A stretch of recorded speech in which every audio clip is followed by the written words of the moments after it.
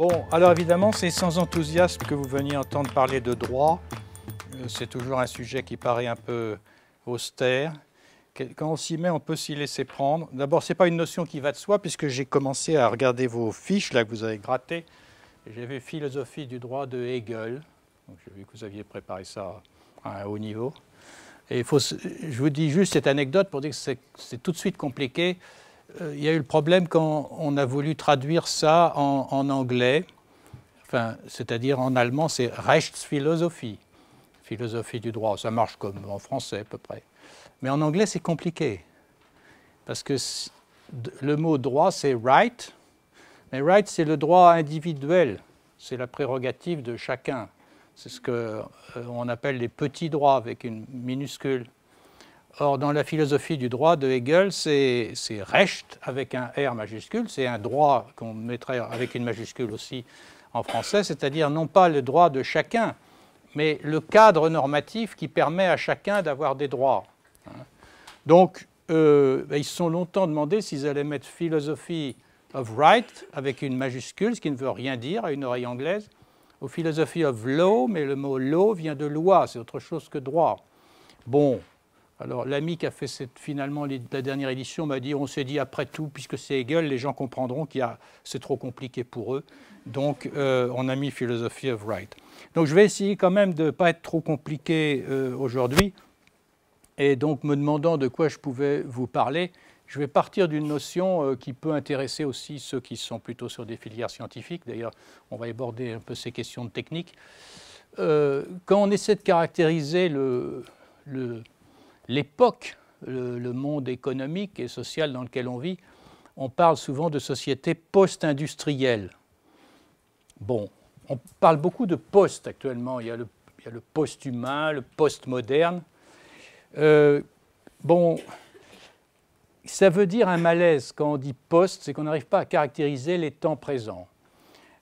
Si on dit que c'est post-industriel, c'est qu'il y a encore du monde industriel dans nos sociétés, même si massivement l'industrie s'est déplacée vers un certain nombre de pays, au premier rang desquels la Chine, comme vous le savez, usine du monde. Et là, il y a encore des gens qui travaillent vraiment sur le mode industriel tel qu'il a pu être conçu, dont nous allons en parler, et pratiqué durant le XXe siècle. Mais s'il y a post, c'est que c'est une interrogation. En fait, c'est une manière de dire que nous sommes dans un monde qui est issu du monde industriel, qui en porte encore les traces, mais qui débouche sur autre chose qu'on a du mal à nommer. Alors, souvent, quand on a du mal à regarder devant soi, il faut regarder un peu derrière soi. Hein, c'était le symbole de ce que les Grecs appelaient la prudence, qui est une des vertus cardinale et qui est toujours représentée regardant devant, mais en ayant quelque chose qui n'est pas un iPad, si vous voyez des statues, parce que c'est des représentations anciennes, mais qui est un miroir qui lui fait avoir un regard sur l'extérieur. C'est l'expérience du passé, c'est le fait d'être conscient de la tradition sur laquelle on est porté, qui peut nous aider à y voir un petit peu plus clair dans le brouillard que représente l'avenir. Alors, c'est dans ce contexte que j'ai pensé vous parler d'une notion sur laquelle j'ai essayé de réfléchir et qui se trouve dans la constitution de l'OIT, en fait, qui a été introduite lors du traité de Versailles à la fin de la Première Guerre mondiale, qui est la notion de régime réellement humain, régime réellement humain du travail.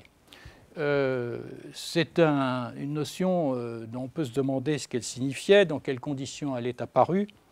Et on va partir de, si vous voulez, pour comprendre cette société industrielle et post-industrielle, il faut revenir sans doute à ce qu'a été son événement fondateur, enfin en tout cas du point de vue de l'histoire du travail, c'est-à-dire la Première Guerre mondiale. Bon. On apprend dans les livres d'histoire et on nous apprend qu'il y a eu 2 guerres mondiales, c'est vrai, mais on peut les voir comme une seule. C'est quelque chose, De Gaulle disait ça, il y a eu une guerre de 30 ans, de 1914 à 1945, qui a ébranlé et transformé en profondeur toutes les sociétés dans le monde entier.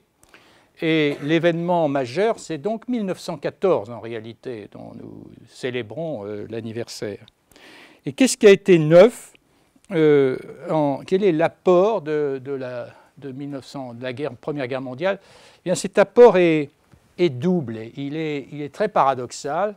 Il y a d'une part cette notion de régime de travail réellement humain sur lequel je vais revenir, mais le premier apport, si on peut parler d'un apport, la première grande nouveauté de la guerre mondiale, c'était de traiter une gestion industrielle de l'humain.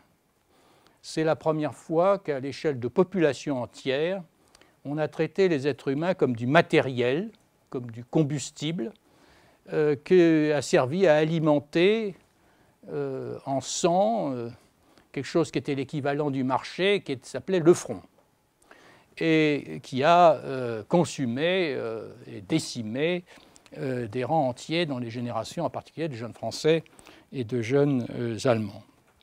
Et cet événement de la guerre de 14 a été analysé avec une lucidité très étonnante après la Première Guerre, parce que c'était un traumatisme tel que c'est de là que sont nées les choses aussi diverses que le surréalisme en art ou bien le nazisme. Ça a été analysé par on peut dire un écrivain et philosophe allemand qui était un homme plutôt conservateur, qui n'a pas été nazi après, il était dans ceux qui faisaient ce qu'on appelait une sorte de résistance intérieure, qui s'appelait Ernst Jünger. Je ne sais pas si certains d'entre vous ont entendu parler de Ernst Jünger. Bon, c'est dommage, je n'ai pas prévu sa photo, mais il est très élégant, c'est un aristocrate prussien qui vit la guerre et qui, après la guerre, commence à faire un certain nombre d'observations. Et il dit ceci, il note que pendant cette guerre, les pays se sont transformés en gigantesques usines produisant des armées à la chaîne afin d'être en mesure, 24 heures sur 24, de les envoyer au front où un processus sanglant de consommation complètement mécanisé jouait le rôle du marché. C'est ce que j'évoquais à l'instant. C'est-à-dire que cette Première Guerre mondiale a été l'occasion d'étendre à la société tout entière un mode d'organisation du travail qui auparavant ne concernait qu'un tout petit nombre d'entreprises, les entreprises les plus modernes, mais qui étaient pratiquement inconnues. Et c'est donc une extension à la société tout entière de cette façon de faire travailler les êtres humains qui s'expérimentent dans la guerre mondiale. Et Jünger est fameux pour avoir nommé ce phénomène par un concept en allemand qui est dit « Total Mobilmachung », il y a des germanismes peut-être, et qui est traduit par la mobilisation totale. Dans les guerres à l'ancienne, du type de celles qui sont conduites jusqu'au XIXe, ces guerres n'engagent qu'une partie des ressources matérielles ou humaines des États belligérants. Et la Première Guerre mondiale fut la première expérience en vraie grandeur d'une mobilisation totale, c'est-à-dire d'un processus dans lequel toute existence humaine est convertie en énergie destinée à l'effort de guerre et destinée à détruire toutes les ressources biologiques de l'adversaire, parce que les morts en masse font partie d'une certaine vision biologique sur laquelle on pourrait revenir, parce que ça, c'est un peu un héritage du darwinisme social, de l'idée que c'est dans les grands conflits que se révèlent quels sont les peuples qui méritent de l'emporter dans ce phénomène de l'évolution. Et comme le note Jünger, l'image de la guerre qui la représente comme une action armée s'estompe de plus en plus au profit de la représentation bien plus large qui la conçoit comme un gigantesque processus de travail. Et note-t-il, dans la phase terminale de cette évolution, entamée après la Première Guerre mondiale, il n'y a plus aucune activité, fût-ce celle d'un employé domestique travaillant à sa machine à coudre, qui ne soit une production destinée à tout le moins indirectement à l'économie de guerre. Vous voyez, ce concept de mobilisation totale est très important. Je vais y revenir juste un instant, mais on pourra en rediscuter après si ça vous intéresse. Alors, Jünger n'est pas le seul à avoir fait ce constat. J'ai trouvé, par exemple, un ingénieur américain qui était l'un des fondateurs de la Society to Promote the Science of Management, donc un ingénieur qui vient au front à la fin de la guerre, et il rentre aux États-Unis, et il fait un rapport, et il dit que cette guerre, la plus grande leçon que la guerre nous a enseignée, dit-il dans une conférence en 1919, est que l'expansion et l'approfondissement des principes d'organisation industrielle développés sous la forme des principes tayloriens d'organisation scientifique ont trouvé leur justification pratique sous le fardeau le plus lourd qu'ils aient jamais eu à porter. C'est-à-dire que les personnes qui avaient conçu l'organisation du travail à la Taylor ont trouvé que la guerre prouvait l'efficacité de ce mode de pensée, qu'en tout cas c'est ça qui a été mis en œuvre pendant la guerre mondiale. Et alors est-ce que l'organisation du travail, le taylorisme, vous voyez ce que c'est, organisation dite scientifique, hein. C'est l'idée, pour le faire bref, enfin je vais y revenir tout à l'heure, qu'il faut décomposer tout travail en un certain nombre de gestes mesurables et qui n'engagent plus en aucune manière la spontanéité des ouvriers, qui sont juste à exécuter un programme de façon mécanique. Alors, cette observation qui était faite pour les besoins du management, Junger l'étendait à l'organisation des États.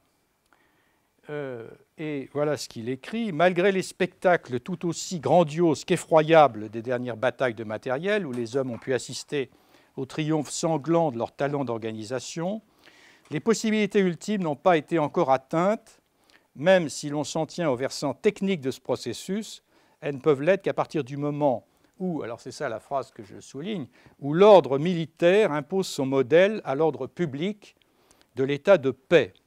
C'est ainsi que dans bien des États de l'après-guerre, nous pouvons observer à quel point les nouvelles méthodes d'organisation se conforment déjà au modèle d'une mobilisation totale. » Alors ce qu'il nous dit ici, c'est que la guerre, une fois terminée, cette façon de penser l'utilisation des êtres humains devient la norme dans le monde industriel. C'est-à-dire on continue, en temps de paix, à utiliser les mêmes types de processus autour de ce concept de mobilisation totale. Et alors, un instant sur mobilisation totale, parce que vous avez dû entendre parler de totalitarisme, peut-être, dans vos études, qui était une notion qui a été employée par une philosophe, Hannah Arendt, bon, dont je ne saurais trop recommander les écrits comme ceux de Simone Weil, parce que c'est parmi les deux plus grands esprits du XXe siècle, et il se trouve que ce sont des femmes, donc ne vous privez pas du plaisir de les lire. En plus, elles écrivent bien toutes les deux. Et Hannah Arendt va utiliser ensuite ce concept de totalitarisme vient de la notion de mobilisation totale. De même, il y a un grand juriste qui était un nazi convaincu, mais un homme d'une intelligence remarquable, ce qui en fait un esprit qu'il faut manipuler, qui est intéressant à lire, mais enfin il faut savoir à qui on s'adresse, qui s'appelle Carl Schmitt, et c'est lui qui a développé, théorisé la notion d'état total. Et c'était lui aussi par référence à cette idée de la mobilisation totale.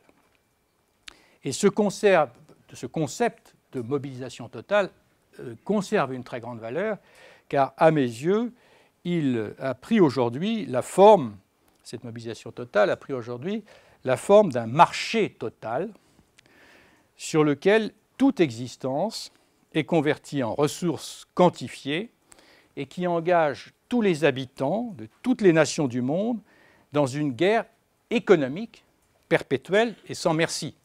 En principe, ce n'est pas une guerre armée, mais il suffit que vous écoutiez le vocabulaire du management est un vocabulaire de type militaire. Il faut gagner la bataille de la compétitivité, il faut mobiliser les gens 24 heures sur 24, supprimer le repos dominical, permettre de travailler la nuit. Nous sommes encore sur cette dynamique, mais elle n'est plus orientée au service d'un État qui se dirait État total pour faire fabriquer un surhomme, mais au service d'un marché qui doit progressivement étendre sa logique à toutes les activités humaines. Alors, cette extension du modèle du marché à toutes ces activités humaines a été théorisée dans un certain nombre de segments de la théorie économique. Enfin, l'auteur le plus important ici, qui a eu un prix Nobel, enfin, il n'existe pas de prix Nobel d'économie, hein, c'est un faux, mais c'est un faux qui a été bien fait. Il s'appelle Gary Becker. Alors, ça, c'est le premier rapport de la Première Guerre mondiale, c'est-à-dire l'utilisation industrielle des hommes. Le second apport, et cet apport-là est peu vu et mis en lumière. Le second, c'est celui par lequel j'ai commencé, c'est la création, par le traité de Versailles, d'une organisation internationale qui s'appelle l'Organisation internationale du travail, qui faisait partie de ce qu'on avait appelé après la guerre la Société des Nations, puisqu'il y avait eu l'effort après la guerre pour éviter la reproduction. Vous savez, on disait c'est la der des der, c'était des massacres tellement déments qu'à la fin de cette première guerre, on s'est dit ça ne pourra pas se reproduire. Donc pour que ça ne se reproduise pas, il faut organiser non seulement un droit international sur le modèle ancien, mais des organisations internationales, et on a fondé ainsi quelque chose qui s'appelait la Société des Nations. Les Français ont joué un rôle important parce que c'était Briand qui a été l'un des pères intellectuels de ça, et l'Organisation internationale du travail était une des pièces de la Société des Nations. Alors la Société des Nations a disparu corps et biens au moment de la Seconde Guerre mondiale, a été remplacée par les Nations Unies, mais l'Organisation internationale du travail est la seule organisation qui a survécu à la Société des Nations. C'est donc la plus ancienne des organisations internationales. Et il est intéressant de voir comment, dans le traité de Versailles, qui a créé l'OIT, qui a son siège à Genève, eh bien, le traité de Versailles expliquait les choses. Voilà, ça c'est la mobilisation totale. Bon, passons au préambule. Ces dispositions étaient dans le traité de Versailles, elles sont devenues le préambule de la constitution de l'Organisation internationale du travail. Et bon, j'ai coupé un peu pour aller à l'essentiel. Notez d'abord la première phrase. Une paix universelle et durable ne peut être fondée que sur la base de la justice sociale. Donc c'est l'idée que si on n'a pas de justice sociale, il n'y aura pas la paix. Il faut la noter parce que ça sera réaffirmé à la fin de la Seconde Guerre mondiale dans une autre déclaration qui s'appelle la déclaration de Philadelphie.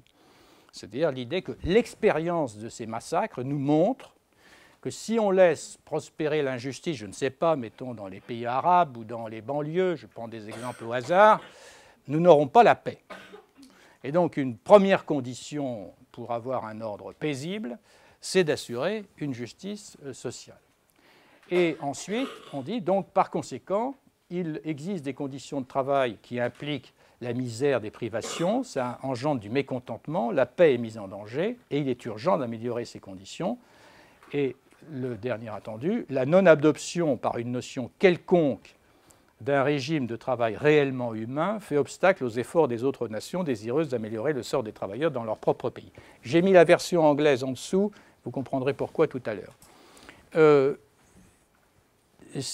Mon effort, l'objet de cette conférence, c'est au fond une méditation sur ce petit membre de phrase. Qu'est-ce que c'est qu'un régime de travail réellement humain quand cette notion apparaît dans un contexte qui est celui des plus grands massacres planifiés que l'humanité avait connus à cette date. Et on peut se demander comment se sont articulés ces deux apports de la Première Guerre mondiale. D'un côté, gestion industrielle, mobilisation totale, de l'autre, aspiration à un régime de travail réellement humain. Alors ça dépend de la façon dont on interprète cette notion de régime de travail réellement humain. Et elle peut en effet s'entendre et se définir de deux manières. Bon, là, je vais rentrer un peu dans le métier de juriste, parce que notre métier, c'est de réfléchir sur les mots et de leur faire sortir leur jus. Donc il faut prendre son temps. Il ne faut jamais laisser penser les mots à sa place. Il faut toujours se demander d'où ça vient quand vous avez un concept. Parce que si vous vous laissez mettre dans la tête des mots sans savoir ce qu'ils véhiculent avec eux, c'est un petit peu comme d'avaler des cachets dont on ne sait pas la composition. Donc un rapport critique au langage est une des choses que normalement est fondamentale dans la formation des juristes. Dans un premier sens, régime de travail réellement humain, on va dire ce qui doit être réellement humain, c'est le travail. Mais qu'est-ce que c'est qu'un travail réellement humain? À première approche, on peut dire qu'il doit s'agir d'un travail qui permet à celui qui l'exécute de mettre une part de lui-même dans ce qu'il fait. Parce que c'est ça le propre du travail de l'homme et ce qui le distingue de celui de l'animal ou de la machine. C'est-à-dire le travail, ce qui est proprement humain, c'est un travail qui prend racine dans des représentations mentales que le travailleur s'efforce d'inscrire dans l'univers des choses. C'est-à-dire qu'en général, l'être humain, quand il travaille dans des conditions humaines, il a quelque chose en tête. Ça peut être quelque chose de très modeste. Ça peut être de nettoyer cet amphithéâtre, qu'il soit nickel d'ici demain. Ça peut être de dire je vais faire une nouvelle théorie du capital au XXe siècle. Je m'appelle Thomas Piketty. Bon. Mais vous avez une idée et vous allez vous mettre à travailler dur pour que surgisse dans le monde tel qu'il est quelque chose qui a d'abord existé dans votre tête. Et ça n'existe ni dans le cas des machines, aussi perfectionnées soient-elles, ni dans le cas des animaux. Et c'est ce va-et-vient qui spécifie le travail réellement humain. C'est ce qui fait, donc si vous voulez, parce qu'il faut, bon, je ne veux pas m'étendre sur des choses que j'ai développées dans un bouquin qui s'appelle Homo Juridicus, c'est que le droit, il est confronté à cette situation que l'être humain, c'est le seul qui peut délirer, parce que nous vivons sur deux plans. Hein. Nous avons, comme les animaux, une existence organique, biologique, viscérale, on dort, donc nous sommes des animaux, mais nous vivons aussi dans un univers de symboles qui nous permet d'être ailleurs. Il y en a peut-être parmi vous, là, en ce moment, qui sont en train de rêver à, je sais pas, à leur dîner avec leurs copains ce soir.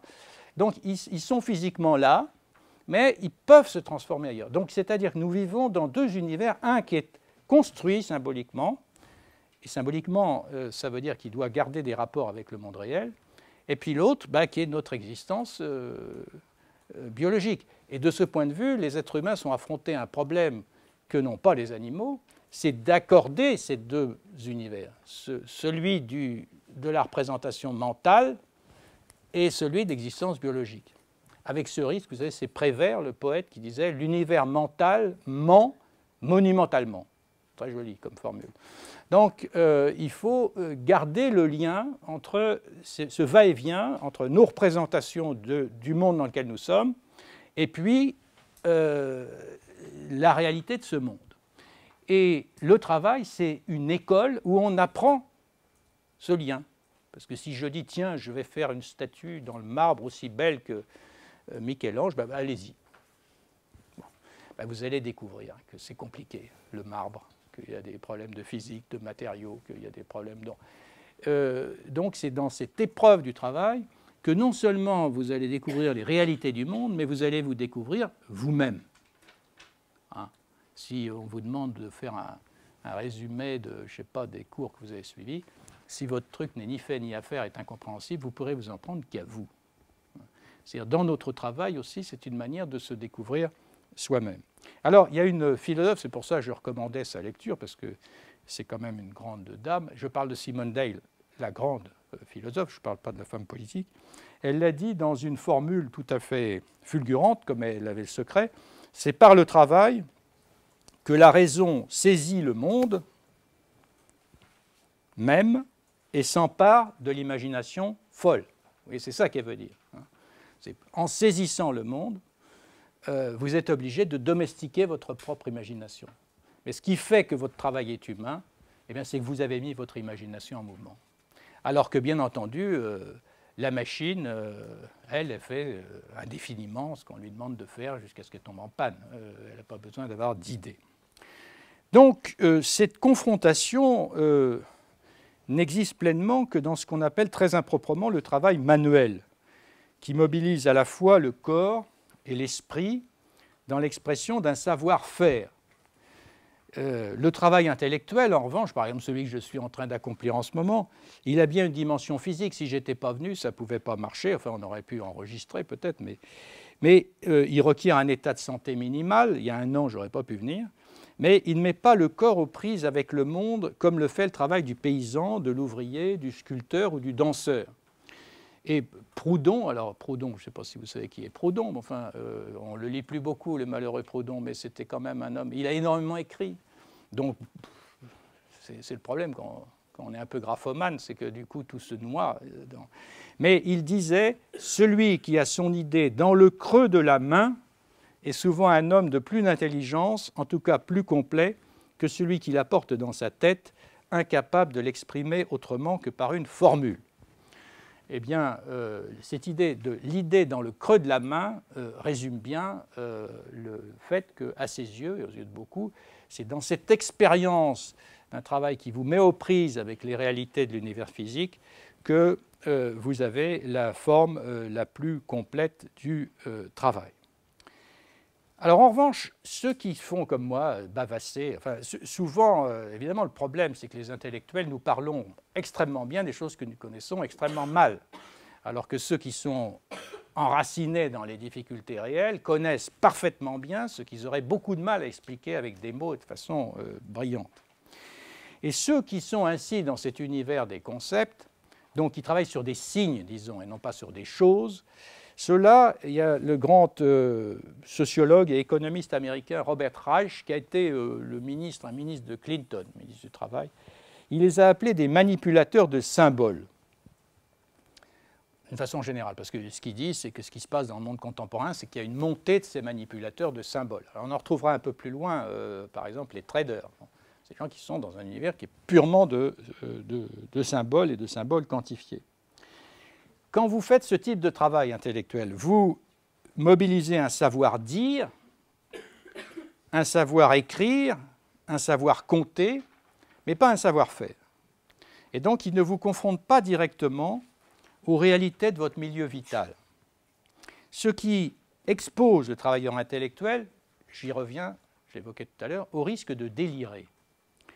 Et alors, il y a un autre philosophe que je vous recommande parce que c'est un des hommes de sa génération qui a écrit la plus belle langue française, parce qu'il était roumain, donc il s'était donné comme défi d'écrire le français que mieux que tous les Français.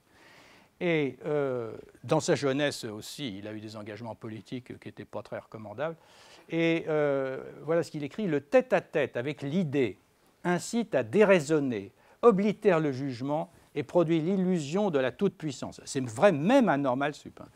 En vérité, être aux prises avec une idée rend insensé, enlève à l'esprit son équilibre et à l'orgueil son calme. Le penseur en train de noircir une page sans destinataire se croit, se sent l'arbitre du monde. Eh bien, cette pente délirante n'est pas l'apanage des penseurs et des idéologues. Elle est aussi celle, je le disais à l'instant, des ingénieurs de la finance, par exemple, que leur travail installe dans le réacteur nucléaire de la gouvernance par les nombres. Et comme l'ont montré quelques affaires récentes, par exemple en France l'affaire Kerviel, ce travail aussi oblitère le jugement et produit l'illusion de la toute-puissance. Et entraîne ceux qui font ce travail, les Kerviel et autres, et nous avec, dans des boucles spéculatives dont le dénouement ne peut advenir que par un retour catastrophique du principe de réalité. C'est ce qui explique par exemple que dans l'affaire Kerviel, pour illustrer juridiquement ce que je viens de vous dire, les juges français, la Cour de cassation, a estimé que le défaut de contrôle hiérarchique de ce trader, je cite, avait concouru au développement de la fraude commise par lui et à ses conséquences financières, et en a déduit que, quoique condamné au pénal, il ne pouvait pas être tenu civilement responsable des dites conséquences. C'est-à-dire que le juge dit, écoutez, vous l'avez mis dans un univers où il ne pouvait que déraper. Il n'y avait plus de garde-fou. Le garde-fou, c'est un mot qu'il faut prendre au sens profond. Tout être humain a besoin de garde-fou, parce que la folie, elle est là, de façon latente, chez chacun de nous. C'est-à-dire la raison, c'est jamais acquis définitivement. C'est une conquête de chaque jour. Bon, je ferme ma parenthèse. Alors, se dessinent ainsi, si vous voulez, les deux limites au-delà desquelles, un travail méconnaît la condition humaine. Première limite, c'est celle d'un déni de la pensée, et l'autre, c'est celle d'un déni de la réalité.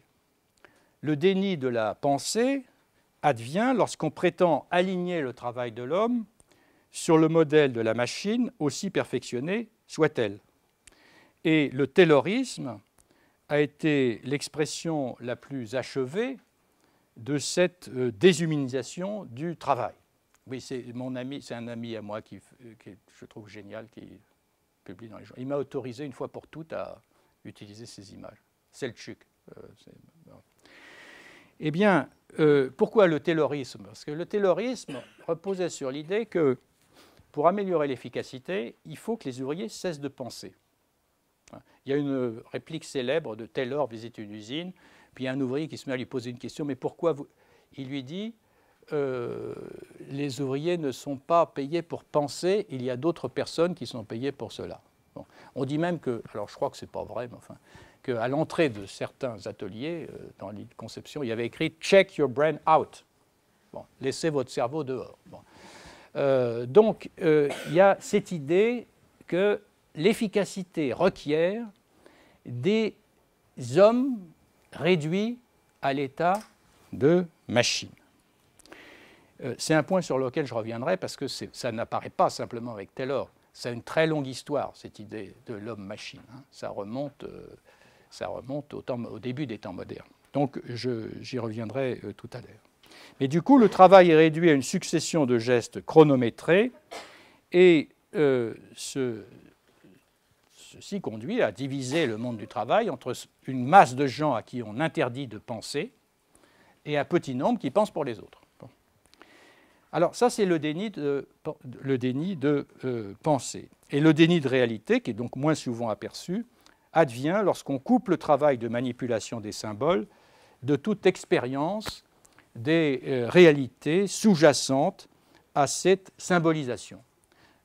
Pour employer une métaphore aujourd'hui assez répandue, ce type de travail substitue en somme la carte au territoire. Vous prenez la représentation chiffrée, je ne sais pas, moi, vous êtes économiste et vous vivez dans un univers de tableaux quantifiés et vous dites c'est ça le monde. Bon, c'est 3% du PIB. Bon. Les gens qui ont inventé ce truc, il y a eu un récit, il a raconté, il dit ça ne correspond à rien. C'était une commande de Mitterrand, il fallait dans les 24 heures produire un truc. Il a raconté ça dans une interview récemment, celui qui a inventé les 3% du PIB. Mais si vous mettez à y croire, vous regardez ça comme un orthodoxe regarde les saintes icônes en disant c'est la vérité vraie, elle est là dans ces catégories de chiffres.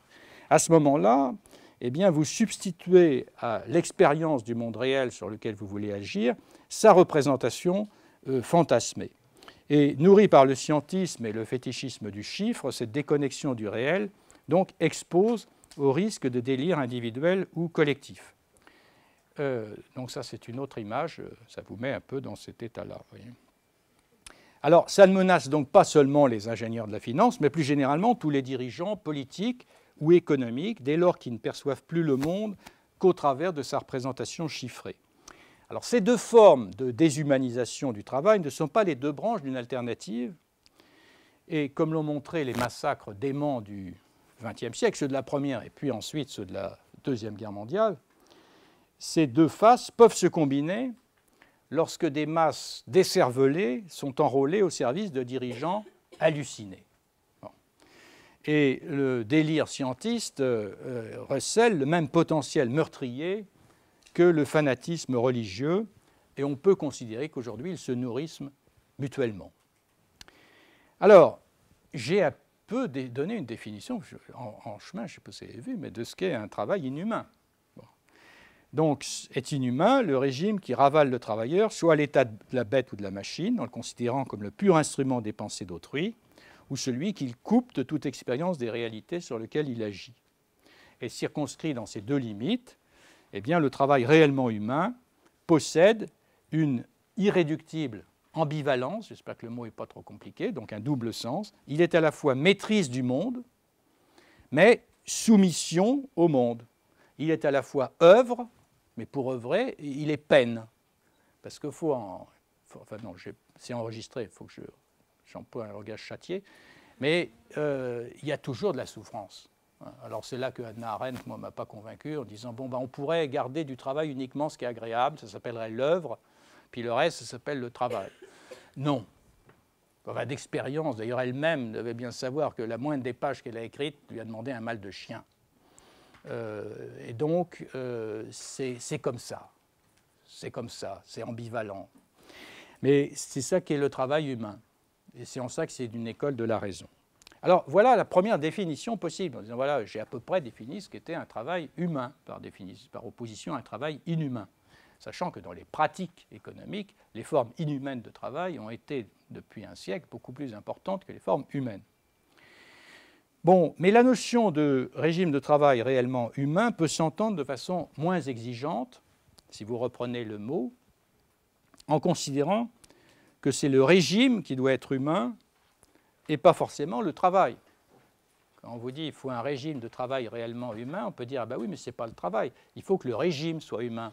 Le travail, on ne s'en préoccupera pas. Et c'est bien comme ça que la notion était comprise par les rédacteurs de la Constitution de l'OIT. Il s'agit de rendre humainement supportable un travail qui ne l'est pas forcément en lui-même. Pour le dire avec les mots de quelqu'un dont on va retrouver après, qui est un des pères de la cybernétique, Norbert Wiener, qui est un type génial, qui est un des pères de la cybernétique, ce qu'on a appelé la révolution numérique.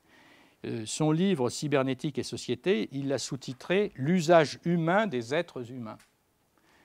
C'est très bizarre comme nom. Donc je vais utiliser les êtres humains comme des instruments, mais je vais essayer de le faire humainement. Bon. Alors ça serait ça, un régime de travail réellement humain. Et c'est à n'en pas douter, dans ce sens faible, que les rédacteurs du traité de Versailles l'entendaient.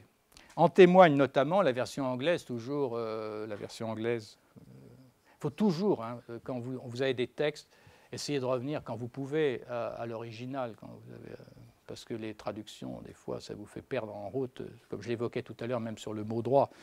La version anglaise, c'est régime de travail réellement humain, c'est dit « human conditions of labor ». Donc ce qui est humain, là, c'est vraiment les conditions. C'est les conditions d'exécution et ce n'est pas le travail lui-même. Bon, alors cette interprétation, c'est celle qui a prévalu de la Première Guerre mondiale jusqu'à nos jours. Alors non pas sans discussion ni résistance, comme l'a montré notamment le grand syndicaliste italien Bruno Trentin dans un livre que j'ai réédité il y a 2 ans, dont j'ai édité une édition française parce qu'il n'existait qu'en italien, sur la crise du Fordisme. Il retrace toutes les... Il y a eu de la part, disons, de la gauche politique et syndicale, un courant très minoritaire qui a dit non mais le vrai scandale, bon c'est bien sûr de ne pas payer les ouvriers assez cher, etc. Mais le vrai scandale, c'est de les condamner 40 heures par semaine de leur vie, donc l'essentiel de leur vie éveillée, à travailler comme des machines. Donc l'injustice, elle est là, davantage que dans le prix du travail et la durée du travail. Alors cette critique, à laquelle participait Simone Veil, ceux d'entre vous qui ont jeté un coup d'œil sur son livre sur la condition ouvrière, il y a justement un chapitre sur l'organisation scientifique du travail, qui est une conférence qu'elle avait faite, je crois, à Clermont-Ferrand, je ne sais où. Mais cette critique est restée minoritaire, aussi bien à droite qu'à gauche.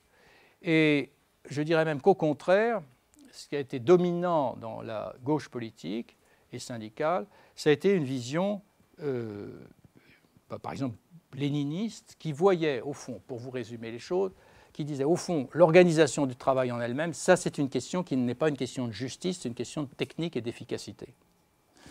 Et Lénine voyait ainsi, dans le taylorisme, il a dit, un immense progrès de la science. Et, disait-il, si les masses laborieuses qui instaurent le socialisme ne savent pas adapter leurs institutions au mode de travail de la grande industrie mécanique, il ne saurait être question d'instaurer le socialisme. Autrement dit, il disait, je veux transformer toute l'Union soviétique comme une vaste usine à la Taylor. Donc, attention, là, il ne s'agit pas simplement, vous voyez, mobilisation totale, on retrouve. Le modèle d'organisation de l'usine doit être le modèle d'organisation de la société. C'est la société tout entière qui, pour être rendue efficace, doit être organisée de cette façon. Et un intellectuel aussi brillant que Gramsci, que cite Trentin, lui-même, parce que s'il y avait quelqu'un qui avait bien perçu l'importance de la dimension de la culture dans les luttes politiques, eh bien lui-même, selon lui, la division du travail industriel devait faire ressentir aux prolétaires, je cite Gramsci, la nécessité que le monde entier soit comme une seule et immense usine, organisée avec la même précision, la même méthode, le même ordre dont il constate qu'il est vital dans l'usine où il travaille. Donc vous voyez, comme là on a un auteur, Gramsci, qui est classé généralement très à gauche, mais il dit des choses pas différentes de ce que dit Jünger à peu près à la même époque, c'est-à-dire que le modèle de l'organisation industrielle, c'est celui qui doit être appliqué à la société tout entière. Et cette fascination générale pour l'organisation scientifique du travail, d'où vient-elle ? Eh bien, selon Simone Veil, alors ça c'est pas dans le livre que je vous ai recommandé, mais dans un autre recueil d'écrits qui s'appelle « Sur la science ». Alors pour ceux d'entre vous qui sont dans les filières scientifiques, il faut savoir que Simone Veil, qui donc habitait à 2 pas d'ici, la rue Auguste-Comte, il doit y avoir une plaque même, son frère s'appelait André Weil, et ça a été un des plus grands mathématiciens de sa génération. Il a fini à Princeton comme permanent fellow à l'Institut de Princeton.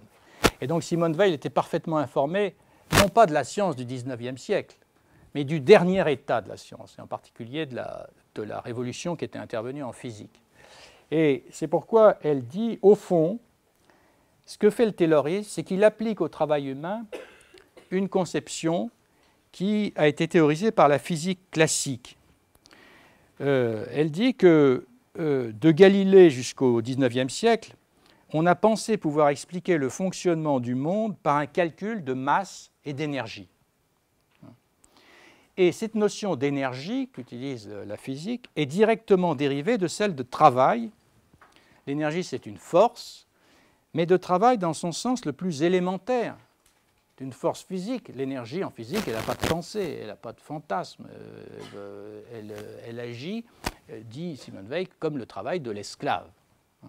Et c'est cette notion déshumanisée d'un travail réduit à l'état d'énergie mécanique que le taylorisme a mis en œuvre. Moi, je trouve ça très puissant comme analyse, même si ce n'est pas connu.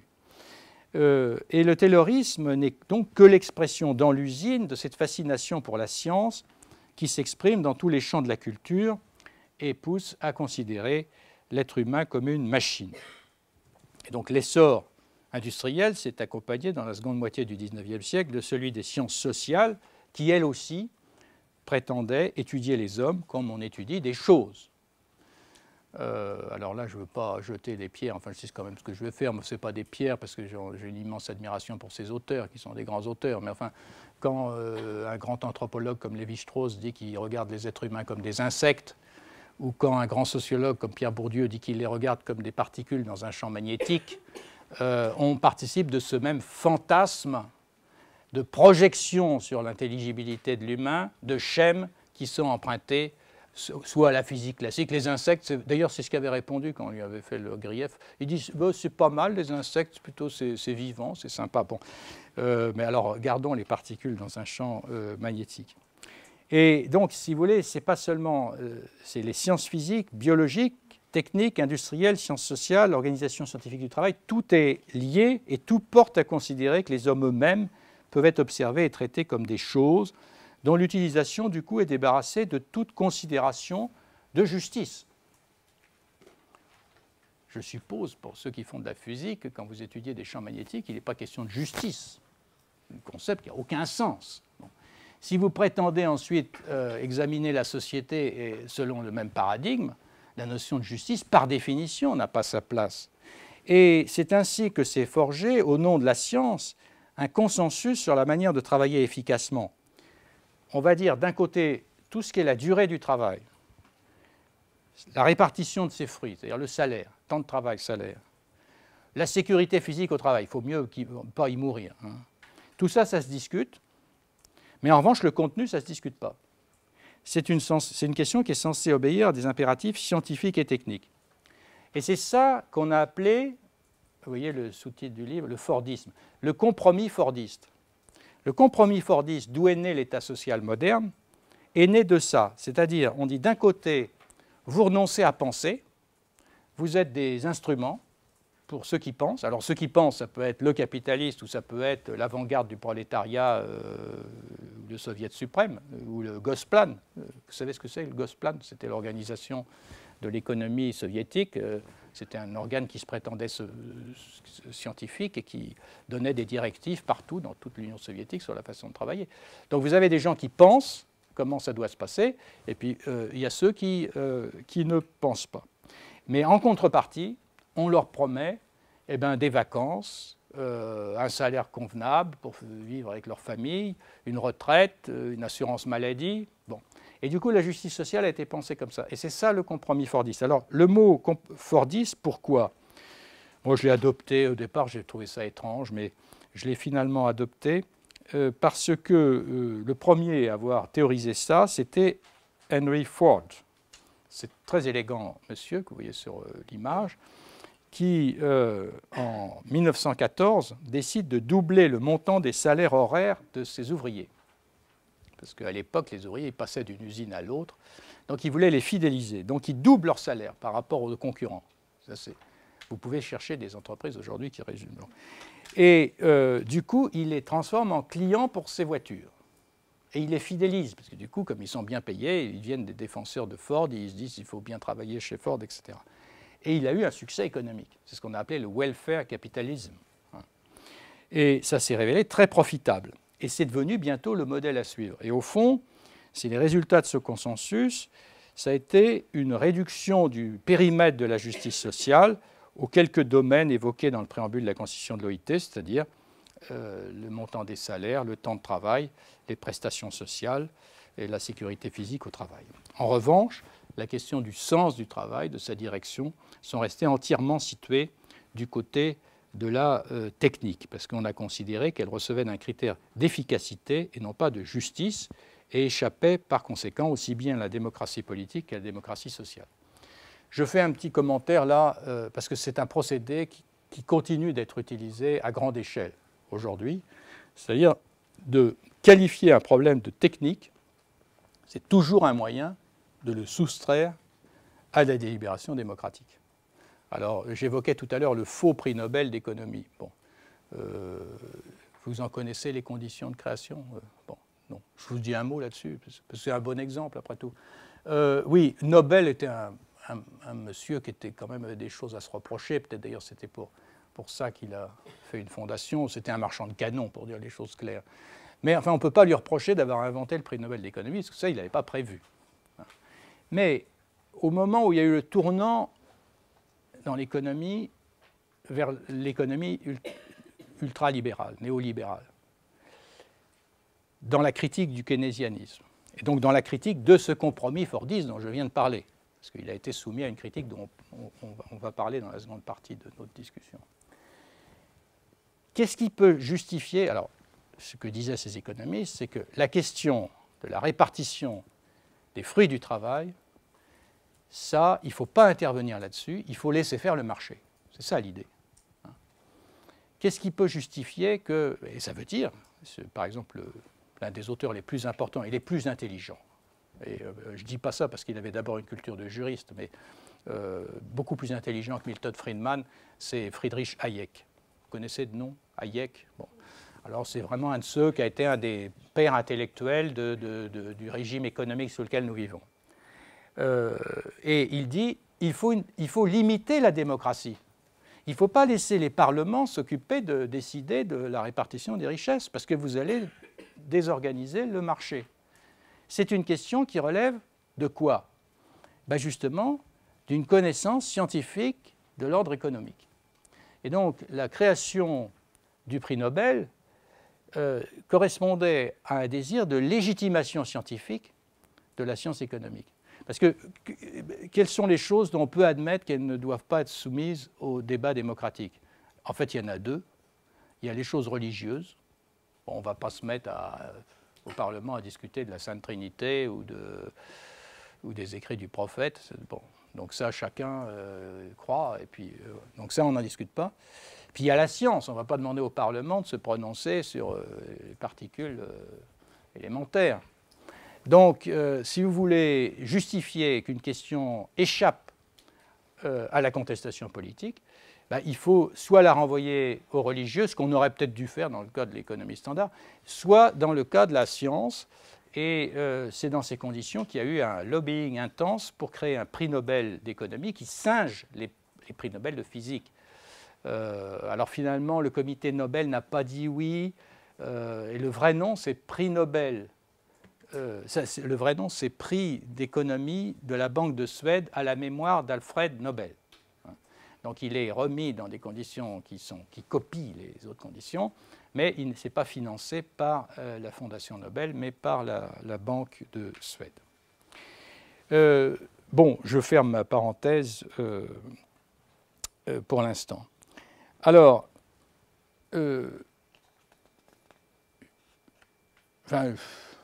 donc soyez prudents quand on vous dit ça c'est technique, il ne faut pas discuter. Renvoyez ça aux techniciens. C'est ce qu'on a fait. Bon, je pourrais vous donner beaucoup d'exemples. C'est ce qu'on a fait pour les normes comptables, par exemple. On a dit, les normes comptables, c'est technique.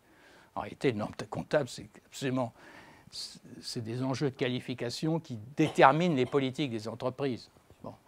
mais maintenant, c'est même plus discuté au Parlement européen, c'est renvoyé à une agence privée qui est composée de banquiers qui siègent à Londres. Donc c'est une manière de vider peu à peu le contenu de la démocratie. Bon, cela dit, pour terminer sur ce point, voilà quel était à peu près le compromis fordiste, et c'est de là que sont issus les principaux concepts du droit du travail contemporain en France. Par exemple, si on veut distinguer qu'est-ce que c'est qu'un salarié par rapport à un travailleur indépendant, on va se demander est-ce qu'il est subordonné? Donc, est-ce qu'il obéit à des ordres? Donc, le critère même du droit du travail, c'était de savoir est-ce que vous êtes réduit à cet état d'outil obéissant? Et ce critère a été inventé en 1932, donc en plein moment du boom du taylorisme. Et c'est ainsi que le droit du travail a servi à concilier les deux apports a priori inconciliables de la Grande Guerre. D'un côté, la réification du travail, qui était métamorphosée en force de travail, qu'on peut acheter, vendre, comme on le ferait de l'énergie électrique. Et d'un autre côté, l'insertion dans tout contrat de travail d'un statut salarial qui protège la personne du travailleur contre les effets physiques et économiques de cette réification. Ce statut a été étudié notamment brillamment en France d'un point de vue historique et sociologique par Robert Castel. Et c'est ainsi conçu, le droit du travail a rendu soutenable la fiction du travail marchandise. Alors, il faut que je m'explique là-dessus, puis après on va faire une pause, parce que je sens que vous commencez à... Ah, c'est dur. Hein. Qu'est-ce que je veux dire quand je parle de fiction du travail marchandise? Vous voyez? Bon, alors je m'explique. Le propre du capitalisme, c'est pas l'économie de marché. Les économies de marché, ça existait bien avant le capitalisme moderne. Les marchés, il y en a depuis qu'on échange des biens. Et ce qui a été nouveau à l'apparition du capitalisme moderne, et donc du monde industriel, ça a été de traiter trois choses comme des marchandises, comme des produits, alors que ce ne sont pas des produits. Alors ça, c'est pas moi qui invente ça, c'est un grand historien de l'économie qui s'appelle Karl Polanyi, dans un livre que je recommande comme lecture de base, qui s'appelle La Grande Transformation. Il dit il y a trois, il appelle ça des marchandises fictives. Alors quelles sont ces marchandises fictives? Eh bien, il y a la terre, le travail, la monnaie. La terre, dans le droit d'avant l'époque industrielle, elle est soumise à un certain nombre de conditions d'utilisation qu'on va faire disparaître pour la considérer comme un objet exclusif de propriété. Alors vous allez dire, mais ce n'est pas une fiction, la propriété, c'est tout ce qu'il y a de plus naturel. Oui. Ben, regardez votre champ, dites, c'est moi le maître, puis attendez 90 ans, ou 150. Votre maître va vous dévorer, un jour ou l'autre. C'est-à-dire, vous êtes le maître de la terre, mais bien sûr, mais la terre, c'est aussi le milieu qui nous porte et qui, génération après génération, nous avale. Et donc, il faut garder, alors, des civilisations africaines ont gardé très présente à l'esprit cette ambivalence de notre rapport à la nature. Certes, on peut en prendre possession, mais il faut respecter. Autrement, elle va nous détruire si on ne la respecte pas. C'est tout le problème de l'environnement. Et donc, on peut faire comme si la nature était une marchandise, mais il faut, comme si, pour un juriste, ça veut dire fiction. Mais les fictions juridiques, ce n'est pas des fictions romanesques. C'est des constructions intellectuelles qui sont faites pour obtenir certains résultats pratiques, qui doivent garder donc un lien avec le réel. Donc je peux faire comme si la nature était un pur produit. Bon, même s'il n'y a plus d'insectes, ça m'est égal. Ah, sauf que s'il n'y a plus d'insectes, il n'y a plus de pollinisation, et puis il n'y a plus de culture. Et donc tout le monde meurt. Donc pour que cette fiction qu'est le droit de propriété puisse fonctionner, il faut que je crée des conditions qui cantonnent cette transformation en marchandise, qui la limitent, qui la rendent vivable sur le long terme. Est-ce que je suis clair à peu près? Vous voyez ce que je veux dire? Ben pour le travail, c'est pareil. Je peux faire comme si, c'est ce qu'on a fait au 19e, je dis, ah ben le travail, c'est ce qu'a dit le Code civil, en fait, c'est une chose qui se loue. Bon, ah, d'accord, comme je loue de l'électricité. Donc les gosses, je les mets à travailler 24 heures sur 24. L'élément déterminant, c'était l'invention de l'éclairage à gaz. Parce qu'avant, il y avait la nuit qui tombait, on ne pouvait pas faire travailler les êtres humains. À partir du moment où il y a eu l'éclairage artificiel, il n'y avait plus de limite.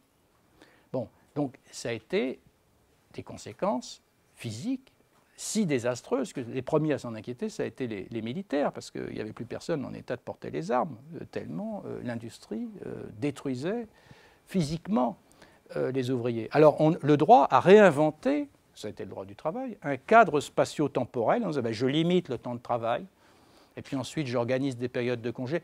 Si vous voulez, l'univers temporel dans lequel nous vivons est une construction juridique qui a été faite pour limiter l'emprise de la marchandisation de l'être humain sur le marché du travail. C'est ça que je veux dire par rendre une fiction soutenable. Et c'est vrai aussi pour la monnaie.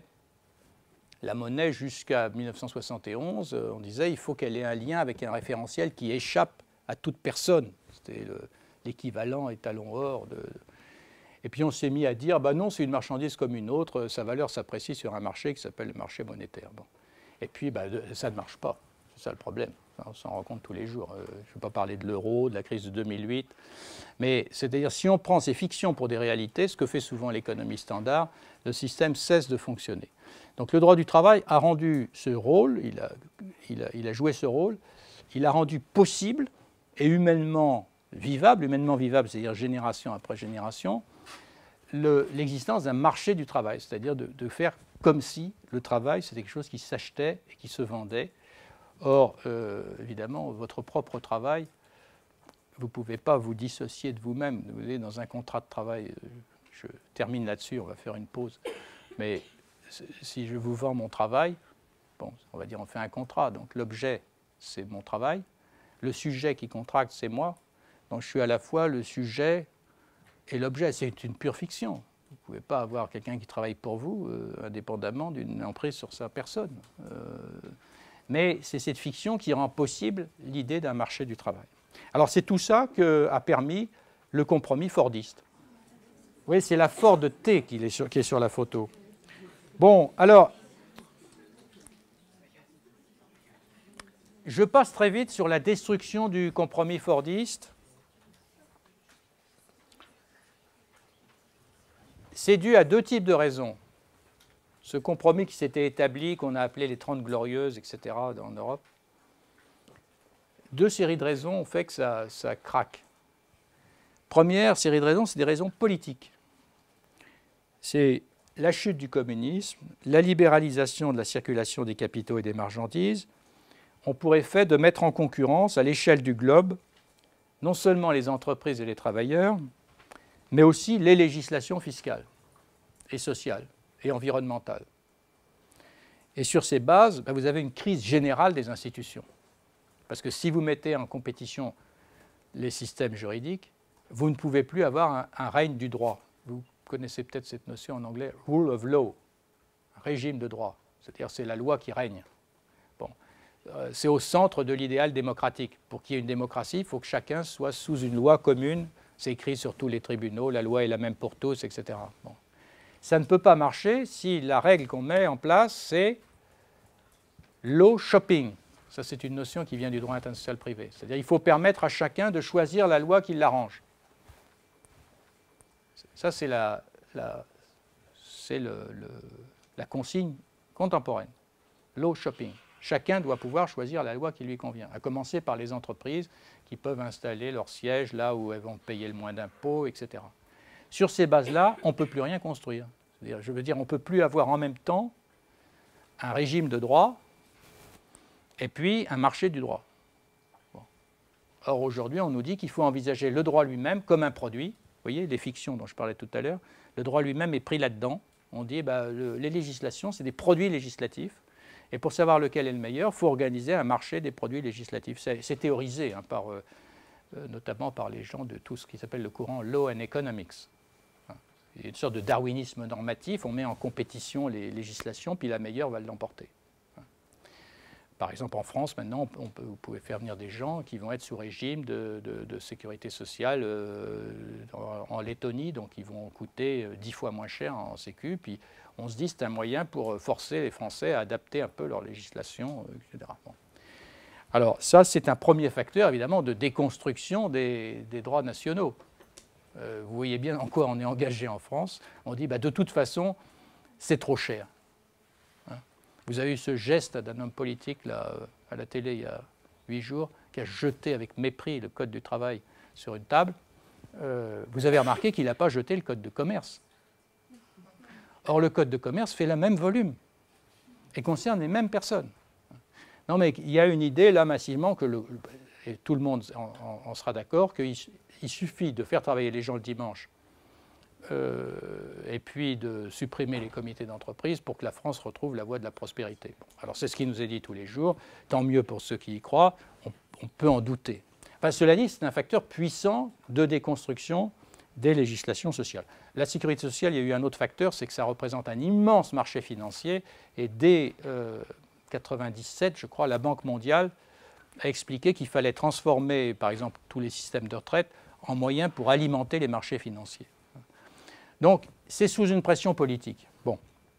Mais je ne veux pas m'arrêter là-dessus parce que ça, c'est ce que tout le monde sait ou perçoit plus ou moins. Il y a d'autres raisons plus profondes, parce qu'on peut dire les raisons politiques, ce qu'on a décidé hier d'ouvrir toutes les frontières, on peut demain revenir là-dessus. Mais il y a d'autres raisons qui sont techniques et sur lesquelles, elles, on ne peut pas revenir. Et ces raisons technologiques, c'est qu'on a changé. Alors, paradigme, c'est un mot un peu compliqué. On a changé de modèle, on a changé d'objet fétiche. Il ne faut pas croire qu'on n'ait pas de fétiche en Occident. Tout ce que j'ai expliqué tout à l'heure sur le modèle taylorien, ça procède d'un fétichisme de la physique classique, comme le disait, où l'objet par excellence qui incarne l'ordre du monde, c'était l'horloge. C'était l'horloge. Il n'y a qu'en Occident qu'on a installé des horloges comme objet d'adoration dans des églises, comme cette superbe horloge astronomique de la cathédrale de Strasbourg que vous pouvez aller admirer, dont vous voyez les mécanismes. Pourquoi? Parce qu'on disait, Dieu a fabriqué le monde tout entier comme un vaste système d'horlogerie. Dieu, c'est le grand horloger. Vous vous souvenez, je ne sais plus qui l'appelle comme ça, c'est Voltaire, c'est bien ça. Donc, le monde entier est une horlogerie. Et chacun de nous est une pièce de cette horloge. Donc, vous avez... Non, mais je ne me lasse pas de la cathédrale de Strasbourg, excusez-moi, avec ces mécanismes. Et ces systèmes d'engrenage, cette façon de concevoir l'univers entier comme un système de rouage obéissant aux lois de la physique classique, ça a donné, dès le début des temps modernes, une fascination pour les automates, qui est présente dès le XVe, XVIe siècle, qui est très présente si vous lisez en philosophie politique des gens comme Hobbes. Alors Hobbes, vous savez, c'est le type qui... Enfin, le type, c'est un des grands philosophes du droit, qui est l'auteur du Léviathan. Il pense la société comme une sorte de super-organisme, mais si vous lisez la première page du Léviathan, il représente la société tout entière comme un immense automate.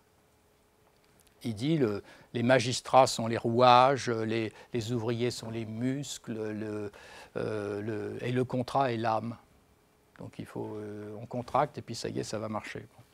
Donc il y a l'idée profondément ancrée, donc on est dans l'ordre des croyances profondes, dans un univers qui fonctionne sur ce modèle.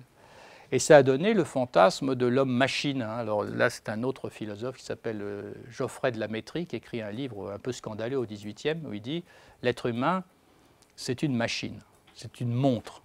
Il prend l'exemple de la montre. Alors ça c'est ce qui est à l'origine. On retrouve le même imaginaire dans le monde taylorien. Imaginaire, une façon de se représenter le monde, puis ensuite on la réalise. Aujourd'hui, c'est plus ça. Aujourd'hui, c'est plutôt l'imaginaire cybernétique.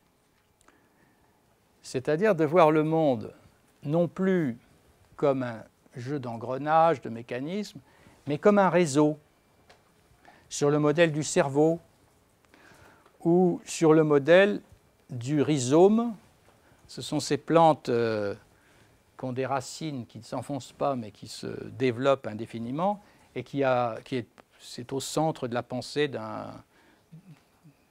d'auteurs extrêmement intelligents, même si au fond ils étaient les philosophes de l'ultralibéralisme, qui est Gilles Deleuze et Guattari. C'est-à-dire qu'il faut penser le monde en réseau. Bon. Et cette représentation, elle a à voir avec l'invention de l'ordinateur. Donc un nouvel objet. C'est plus l'horloge, c'est l'ordinateur. Là, le monsieur que vous voyez, j'ai beaucoup d'affection pour lui, je dois vous dire, bien je n'ai jamais eu la chance de le rencontrer, Norbert Wiener. C'est donc celui que j'évoquais, un des pères de la cybernétique et de l'informatique moderne. Et je vous ai quand même traduit le texte parce qu'il est un peu compliqué. Et il y a tout dans ce petit texte qu'il écrit dans les années 50. Il dit « Le fonctionnement de l'individu vivant », il faut vous concentrer un peu, hein, si vous voulez dire. C'est ce que vous êtes en train de faire, je sais bien. Et celui des nouvelles machines de communication sont précisément parallèles dans leurs efforts identiques pour contrôler l'entropie par l'intermédiaire de la rétroaction. Bon, est-ce que vous suivez? Bon. L'ordinateur, qu'est-ce qui est neuf dans l'ordinateur par rapport à la machine à vapeur ou les machines d'avant?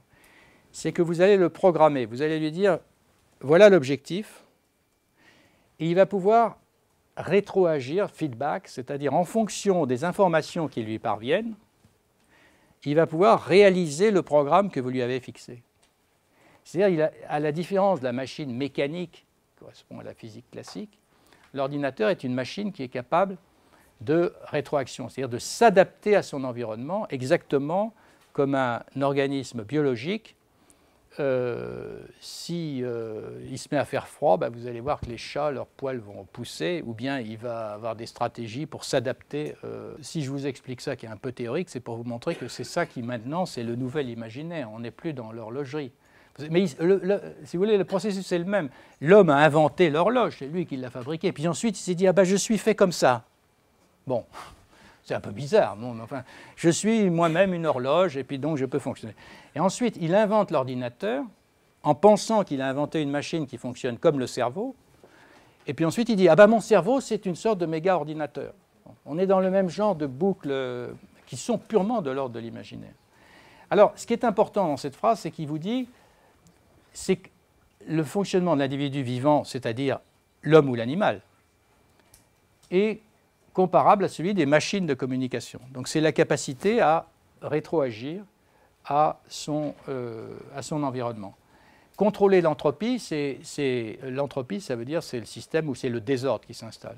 Donc le problème, c'est comment l'organisme vivant en biologie, si vous voulez, maintient son être en dépit des changements de son environnement. Donc il a une capacité à maintenir son être, et en dépit même de son propre renouvellement, puisque vous savez que les cellules biologiques qui vous composent en ce moment auront presque toutes disparu, sauf les cellules cérébrales, dans une dizaine d'années. Mais cependant, ça sera le même, enfin un peu, vous aurez des cheveux blancs, pas encore, non, il est effrayé par ce que je suis en train de lui raconter. Bon, donc il dit, on observe au fond, on a inventé des machines qui, comme les êtres vivants, sont capables de rétroagir à leur environnement. Et donc, à partir de là, chez l'un comme chez l'autre, il y a un appareil spécial qui rassemble l'information, alors ça va être le cerveau chez l'humain, et qui la rend utilisable, l'information, en vue du fonctionnement de l'individu ou de la machine. Et ces messages extérieurs ne sont pas assimilés à l'état pur, mais transformés par les organes intérieurs de l'appareil, qu'ils soient vivants ou non, et l'information prend alors une forme nouvelle, afin de pouvoir être utilisée en vue des stades ultérieurs du fonctionnement. Bon. Qu'il s'agisse de l'homme ou de la machine, ce fonctionnement a pour fin d'exercer un effet sur le monde extérieur, et c'est l'action exercée sur le monde extérieur, et non plus simplement l'action projetée qui est rapportée en retour à l'appareil régulateur central. Donc vous voyez, l'idée, c'est, le mot savant, c'est homéostasie. Hein. Comment on fait pour qu'on s'ajuste en permanence à l'environnement pour atteindre ses propres objectifs. Oui. C'est pas que la mémoire, c'est le fait que vous transpirez s'il fait chaud. C'est une façon d'adapter, de régulation thermique du corps biologique Donc le corps reçoit une information qui se met à faire chaud. Donc vous transpirez parce que c'est un effet de rafraîchissement, et ainsi de suite. Donc vous voyez, ce n'est pas simplement des mécanismes cérébraux. Les mécanismes biologiques les plus simples répondent aussi à ce schéma. Et il conclut en disant « Ce complexe du comportement est ignoré de l'homme moyen et il ne joue pas le rôle qu'il devrait tenir dans notre analyse habituelle de la société, car de même que les réponses physiques et individuelles peuvent être envisagées de cette conception, de même peuvent l'être les réponses organiques de la société elle-même. » Cette dernière phrase est très importante parce que ce qu'il nous dit, c'est que c'est la société tout entière, alors on retrouve le même schéma que Lénine, si je puis dire, qui pourrait être conçue sur ce modèle. C'est que la société tout entière pourrait être conçue comme une espèce de vaste machinerie régulable. Bon. C'est un peu abstrait, mais vous allez voir, j'espère que ça va s'éclairer, parce que je commence par le texte très abstrait, mais je crois que vous allez comprendre par la suite. Pour Wiener, il dit on doit regarder la société comme des espèces d'organismes qui s'adaptent plus ou moins bien, parce que s'ils ne s'adaptent pas bien, c'est l'entropie, c'est ce que les biologistes appellent l'apoptose, c'est la mort. Donc si une société n'est plus capable de s'adapter à son environnement, qu'elle sombre dans la guerre civile, etc., il y a des civilisations entières qui se sont effondrées comme ça. De même que les organismes vivants finissent par mourir. Mais tant qu'elle fonctionne, nous dit Wiener, elle fonctionne parce qu'elle est capable d'assimiler des informations qui lui parviennent, de les traiter et de réagir en fonction des informations qui lui sont parvenues. Vous voyez, c'est à peu près ça, et c'est ce que fait globalement un ordinateur. Alors, c'est sur ce mode nouveau qu'on pense maintenant l'ordre juridique. Ça serait typiquement du Deleuze-Guattari, c'est-à-dire comme le rhizome. Donc, la société est faite de particules qui communiquent, comme dans un réseau d'ordinateurs, s'envoient des signaux, reçoivent des signaux, traitent l'information. Et la société est conçue sur ce modèle. Ça, c'est la New York Stock Exchange. Là, vous êtes au cœur de ce système informationnel pour les marchés financiers où des informations quantifiées arrivent du monde entier, sont traitées dans les cerveaux fébriles des jeunes gens formés à Polytechnique et qui vont ensuite jouer à la bourse contre l'État. Et ensuite, ils ajustent, et même maintenant, vous savez, 80% des opérations de bourse sont faites elles-mêmes par des ordinateurs qui jouent sur les microsecondes, sur les changements de valeur. Bon. Donc, on a ce fantasme. Parce que l'homme, il vit de fantasmes. L'homme, quand je dis homme, c'est au sens homo, c'est pas vir, c'est-à-dire l'être humain. Il vit de fantasmes. Et alors, l'imaginaire contemporain, me semble-t-il, est celui-ci. Ça, c'est le nouveau travailleur. Ce n'est plus Chaplin pris dans ses engrenages, mais c'est la posture normale qui sera la vôtre. Enfin, peut-être que vous aurez moins d'écran, mais vous serez amené, il y a de fortes chances quand même, à être dans un espèce d'environnement où l'univers entier se résumera à un écran. Alors, donc, dans ce cas-là, quel est le changement vis-à-vis de Taylor? C'est que pour Taylor, la division du travail était, je l'ai dit, entre un petit nombre de personnes qui pensaient pour les autres et un grand nombre à qui on devait ne pas penser et se contenter d'obéir mécaniquement. Cette division du travail disparaît ici. Dans cet univers cybernétique, chaque individu, chaque travail est métamorphosé en ce que Wiener appelle le functioning, en un fonctionnement. C'est le fonctionnement d'une machine à communiquer qui est programmée pour optimiser, parce qu'il y a des mots très importants dans Wiener, sa performance. C'est un mot, s'il y a un mot que vous entendez sur tous les tons, c'est bien celui-là. Donc chacun est programmé pour optimiser sa performance. Et ce sont les performances réelles qui vont être mesurées à l'aune quantitative de résultats quantifiés qui sont le critère de ce qu'on appelle aujourd'hui la bonne gouvernance. Alors ces résultats quantifiés, dans le cas des marchés financiers, c'est l'argent que vous rapportez. Mais maintenant, cette idée de quantifier les résultats, elle s'est répandue partout. Et elle s'est même répandue aux intellectuels. Là, je vous le dis parce que c'est une mauvaise nouvelle et à la fois une bonne nouvelle. Les universitaires, le monde savant, étaient restés indemnes du taylorisme. Qu'est-ce que ça avait changé pour, je ne sais pas, Bergson que Bon, peut-être il avait le téléphone, je ne sais pas si Bergson avait le téléphone, peut-être il avait le téléphone, bon, une machine à écrire, il prenait un bateau à vapeur pour aller à des congrès, mais dans sa façon de travailler, n'avait absolument pas été affecté par la révolution industrielle. Aujourd'hui, vous prenez n'importe quel chercheur, alors ce n'est pas des cours de bourse qu'il regarde, bon, il cherche des sources, son machin, et surtout, il va être évalué comment? Par le nombre d'articles qu'il a publiés dans un certain nombre de revues, par sa performance quantifiée. Que ce qu'il a écrit ne serve à rien, n'apprenne rien sur la réalité du monde, ça n'a pas d'importance. Il faut que ce soit dans une revue à comité de lecture, et à ce moment-là, vous allez avoir un score qui va s'améliorer, et il y a même des laboratoires, enfin je suis filmé, donc je ne le dis pas, mais en France, où ils touchent des primes qui sont directement indexées à leur score vis-à-vis d'une liste de revues, dite top 5. Bon. Donc, ce que je veux dire, c'est que le monde savant est lui-même pris dans ces nouveaux modes de travail, et pas seulement le monde savant, les dirigeants d'entreprise, eux aussi. Avec ce qu'on a appelé la corporate governance, c'est des réformes des années 90, on a dit maintenant, les dirigeants des entreprises, on va les juger à leurs résultats financiers, c'est-à-dire principalement au cours de bourse.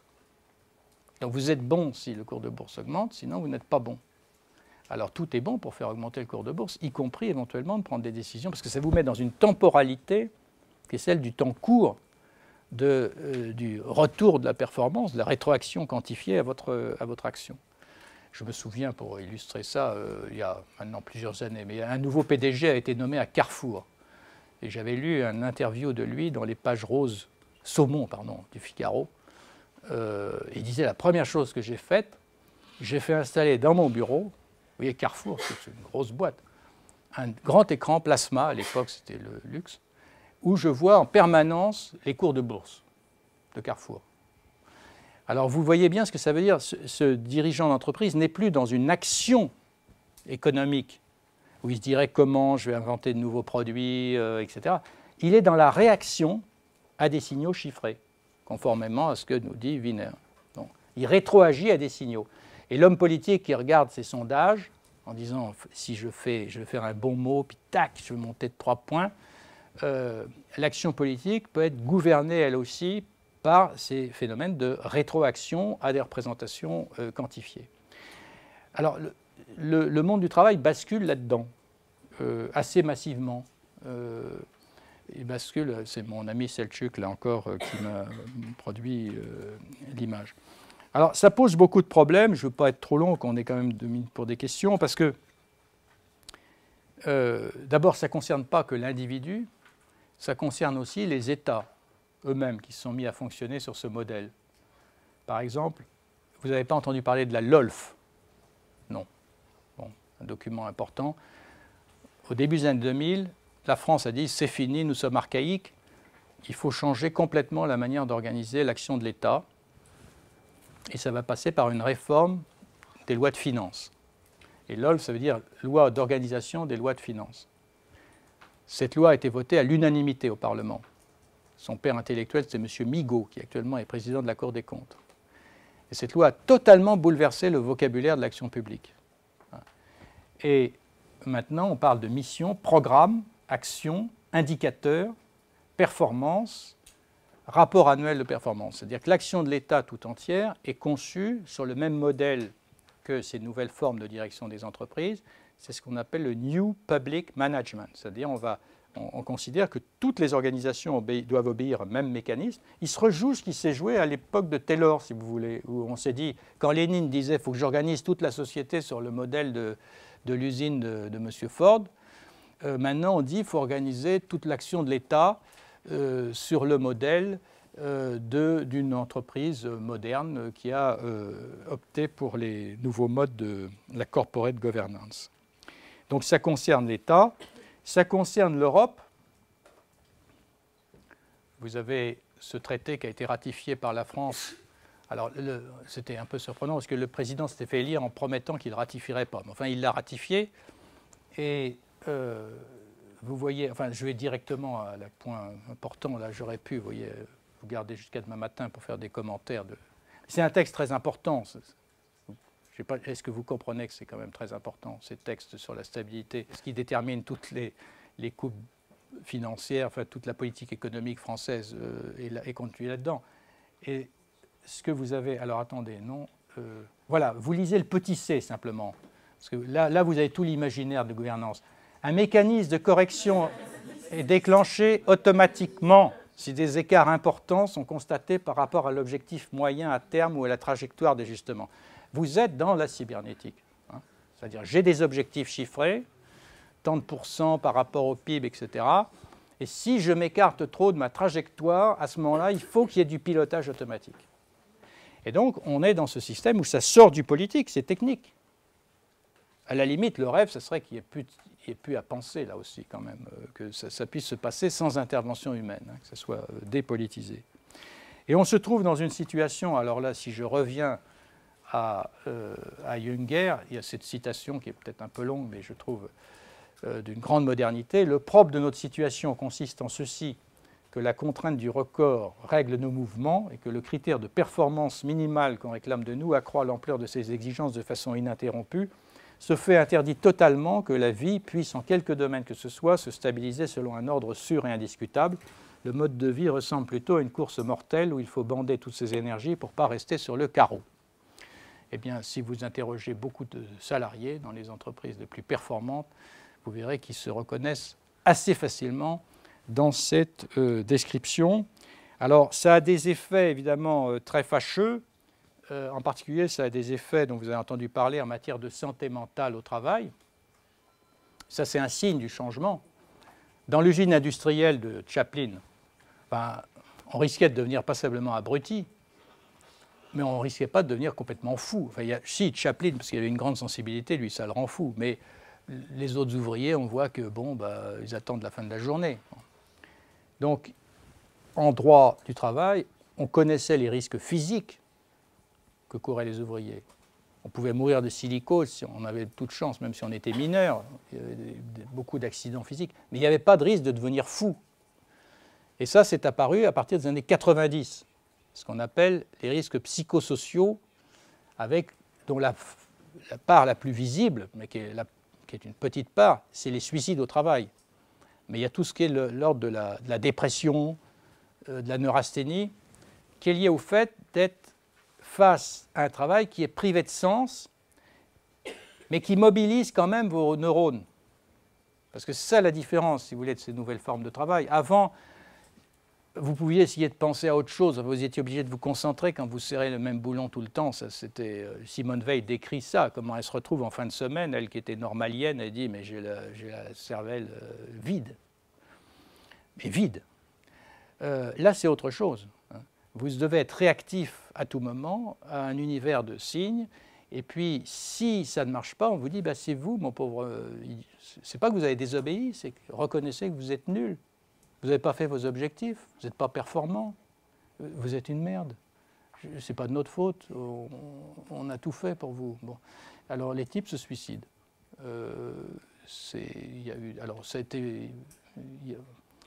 Il y a des cinéastes qui se sont quand même emparés de ça. Il n'y a pas que Chaplin n'est plus là pour le faire. Il y a un film qui s'appelle De Bon Matin qui raconte comment un cadre de banque se lève et puis vient flinguer ses supérieurs hiérarchiques. Donc ça inspire aussi les artistes. Alors voilà où nous... je ne veux pas avoir une vision trop sombre, mais si vous voulez, c'est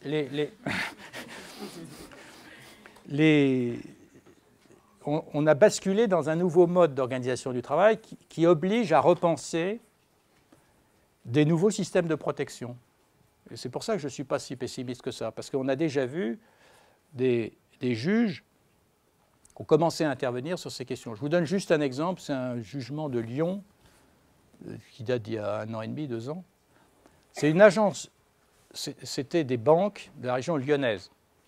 Ils avaient organisé le travail de la façon suivante. Tous les salariés étaient évalués en fonction de leur performance, quantifiées. Mais ces performances, on ne leur disait pas « tu dois atteindre tel chiffre ». Ils étaient jugés sur le point de savoir si l'agence à laquelle ils appartenaient avait de meilleurs résultats que les autres agences. C'est ce qu'on appelle le benchmark. c'est-à-dire la mise en compétition permanente pour ajuster la norme dans une course sans fin à des performances plus grandes. Et donc, sur écran, ils voyaient chaque jour la performance de leur agence comparée à celle de la meilleure agence. Et le juge a dit non, j'interdis la mise en œuvre de ce type d'organisation du travail parce que vous plongez les gens dans un stress permanent. Vous ne leur dites même pas un objectif. Parce qu'on pourrait vous dire ton objectif, tu dois faire 1000. Alors déjà, dans la banque, vous savez la façon dont ça se passe. Non, vous ne savez pas forcément, mais quand il faut vendre des produits pourris, vous dites aux salariés, bah, écoute, ton chiffre, il faut que tu vendes aux grands-mères qui viennent te confier leurs économies, ces produits financiers qui valent peut-être pas tripette, mais c'est là-dessus qu'on va te juger. Bon. Donc les gens sont placés dans des situations psychologiques terribles parce que vous êtes en face de la vieille dame qui vous fait confiance, vous savez que vous êtes en train de lui filer un produit qui n'est pas bon, il y a des gens qui craquent. D'ailleurs, c'est pour ça qu'on les fait tourner maintenant dans les agences, à grande vitesse, parce que si vous vous attachez à votre clientèle, vous n'allez plus être loyal par rapport à la performance financière qui est l'indicateur sur lequel va être jugé le dirigeant de la banque. Alors les gens qui sont pris là-dedans, ça cause beaucoup de stress, de difficultés psychologiques qui ont été très étudiées par quelqu'un qui travaille à 2 pas d'ici, au CNAM, qui est M. Christophe Dejour, hein, qui a écrit sur l'évaluation au travail. Il a la chaire de médecine du travail et de psychologie du travail, c'est un médecin lui-même. Il a beaucoup étudié ces effets pathogènes des nouvelles formes d'organisation du travail. Alors, le problème actuel pour le droit du travail, je vais terminer là-dessus, c'est de savoir quel nouveau type de dispositif pourrait renouer avec l'aspiration à un travail réellement humain que j'évoquais au début. C'est-à-dire que la question reste à résoudre, et pas seulement dans un souci de protection des êtres humains, mais aussi parce que c'est une condition de l'efficacité des entreprises. Je termine juste sur cet exemple que j'ai vu de mes yeux. En réalité, dans toute entreprise ou dans tout travail, le motif de l'action, je l'ai dit en définissant le travail, c'est la représentation d'un objet à réaliser. Et donc je prends l'exemple des maisons d'édition, je connais un peu mieux.